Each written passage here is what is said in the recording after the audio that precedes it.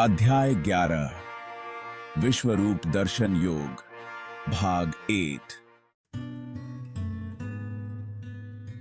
अर्जुन ने कहा, मुझ पर करुणा कर आप द्वारा प्रकट किए गए परम गुह्य आध्यात्मिक ज्ञान को सुनकर अब मेरा मोह दूर हो गया है। मैंने आपसे सभी प्राणियों की उत्पत्ति और संहार के संबंध में विस्तार से सुना है। हे कमल नयन, मैंने आपकी अविनाशी महिमा को भी जाना है। हे परमेश्वर, तुम वास्तव में वही हो जिसका आपने मेरे समक्ष वर्णन किया है। किंतु हे परम पुरुषोत्तम, मैं आपके विराट रूप को देखने का इच्छुक हूं। सभी अप्रकट शक्ति के स्वामी हे भगवान, यदि आप यह सोचते हैं कि मैं इसे देखने में समर्थ हूं, तब मुझे अपना अविनाशी विराट स्वरूप दिखाने की कृपा करें। परमेश्वर ने कहा है, पार्थ, अब तुम मेरे सैकड़ों और हजारों अद्भुत दिव्य रूपों को विभिन्न आकारों और बहुरंगी रूपों में देखो। हे भरतवंशी, लो अब आदित्य के 12 पुत्रों, 8 वसुओं, 11 रुद्रों, 2 अश्विनी कुमारों और उसी प्रकार से 49 मरुतों और पहले कभी न प्रकट हुए अन्य आश्चर्यों को मुझ में देखो। हे अर्जुन, सभी चर और अचर सहित समस्त ब्रह्मांडों को एक साथ मेरे विश्व रूप में देखो। इसके अतिरिक्त तुम कुछ और भी देखना चाहो तो वह सब मेरे विश्वव्यापी रूप में देखो, परंतु तुम अपनी आंखों से मेरे दिव्य ब्रह्मांडीय स्वरूप को नहीं देख सकते हो, इसलिए मैं तुम्हें दिव्य दृष्टि प्रदान करता हूं। अब मेरी दिव्य विभूतियों को देखो। संजय ने कहा, हे राजन, इस प्रकार से कहकर योग के स्वामी महायोगेश्वर श्री कृष्ण ने अर्जुन को दिव्य विश्वरूप दिखाया। अर्जुन ने भगवान के दिव्य विराट रूप में असंख्य मुख और आंखों को देखा। उनका रूप अनेक दैवीय आभूषण से अलंकृत था और कई प्रकार के दिव्य शस्त्रों को उठाए हुए था। उन्होंने उस शरीर पर अनेक मालाएं और वस्त्र धारण किए हुए थे, जिस पर कई प्रकार की दिव्य मधुर सुगंधियां लगी थीं। वह स्वयं को आश्चर्यमय और अनंत भगवान के रूप में प्रकट कर रहे थे, जिनका मुख सर्वव्याप्त था। यदि आकाश में हजारों सूर्य एक साथ उदय होते हैं, तो भी उन सबका प्रकाश भगवान के दिव्य तेजस्वी रूप की समानता नहीं कर सकता। अर्जुन ने देवों के देव के उस दिव्य शरीर में एक ही स्थान पर स्थित समस्त ब्रह्मांडों को देखा। विश्व रूप दर्शन योग तब आश्चर्य में डूबे अर्जुन के शरीर के रोंगटे खड़े हो गए और वह मस्तक को झुकाए भगवान के समक्ष हाथ जोड़कर इस प्रकार प्रार्थना करने लगा। अर्जुन ने कहा, मैंने आपके शरीर में सभी देवताओं और विभिन्न प्रकार के जीवों को देखा। मैंने वहां कमल पर आसीन ब्रह्मा और शिव तथा सभी ऋषियों और स्वर्ग के सर्पों को देखा। मैं सभी दिशाओं में अनगिनत भुजाएं, उदर, मुंह और आंखों के साथ आपके सर्वत्र फैले हुए अनंत रूप को देखता हूं। हे ब्रह्मांड के स्वामी, आपका रूप अपने आप में अनंत है। मुझे आप में कोई आरंभ, मध्य और अंत नहीं दिखता।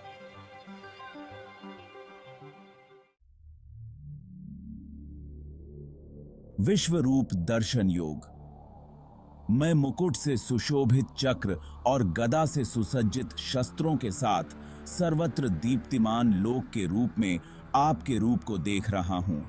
इस चमचमाती अग्नि में आपके तेज को देख पाना कठिन है, जो सभी दिशाओं से प्रस्फुटित होने वाले सूर्य के प्रकाश की भांति है। मैं आपको परम अविनाशी मानता हूं। आप ही धार्मिक ग्रंथों द्वारा ज्ञात होने वाले परम सत्य हो। आप समस्त सृष्टि के परम आधार हो और सनातन धर्म के नित्य पालक और रक्षक हो और अविनाशी परम प्रभु हो। आप आदि, मध्य और अंत से रहित हैं और आपकी शक्तियों का कोई अंत नहीं है। सूर्य और चंद्रमा आपके नेत्र हैं और अग्नि आपके मुख के तेज के समान है। और मैं आपके तेज से समस्त ब्रह्मांड को जलते देख रहा हूं। हे सभी जीवों के परम स्वामी, स्वर्ग और पृथ्वी के बीच के स्थान और सभी दिशाओं के बीच आप अकेले ही व्याप्त हैं। मैंने देखा है कि आपके अद्भुत और भयानक रूप को देखकर तीनों लोग भय से कांप रहे हैं। स्वर्ग के सभी देवता आप में प्रवेश होकर आपकी शरण ग्रहण कर रहे हैं और कुछ भय से हाथ जोड़कर आपकी स्तुति कर रहे हैं। महर्षि और सिद्धजन पवित्र स्रोतों का पाठ कर और अनेक प्रार्थनाओं के साथ आपकी स्तुति कर रहे हैं। रुद्र, आदित्य, वसु, साध्यगण, विश्वदेव, दोनों अश्विनी कुमार, मरुत, पित्तर, गंधर्व, यक्ष, असुर तथा सभी सिद्धजन आपको आश्चर्य से देख रहे हैं। हे सर्वशक्तिमान भगवान, अनेक मुख, नेत्र, भुजा, जांघें, पांव, पेट तथा भयानक दांतों सहित आपके विकराल रूप को देखकर समस्त लोक भय से त्रस्त है और उसी प्रकार से मैं भी। हे विष्णु भगवान, आकाश को स्पर्श करते हुए बहुरंगों, दीप्तिमान, मुख फैलाए और चमकती हुई असंख्य आंखों से युक्त आपके रूप को देखकर मेरा हृदय भय से कांप रहा है और मैंने अपना सारा धैर्य और मानसिक संतुलन खो दिया है। प्रलय के समय की प्रचंड अग्नि के सदृश तुम्हारे अनेक मुखों के विकराल दांतों को देखकर मैं भूल गया हूं कि मैं कहां हूं और मुझे कहां जाना है। हे देवेश, आप ब्रह्मांड के आश्रयदाता हैं, कृपया मुझ पर करुणा करो।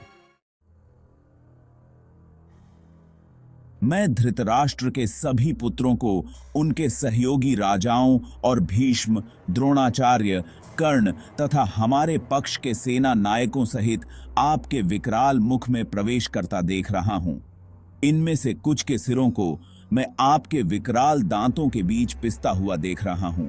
जिस प्रकार से नदियों की कई लहरें समुद्र में प्रवेश करती हैं, उसी प्रकार से ये सब महायोद्धा आपके धधकते मुख में प्रवेश कर रहे हैं।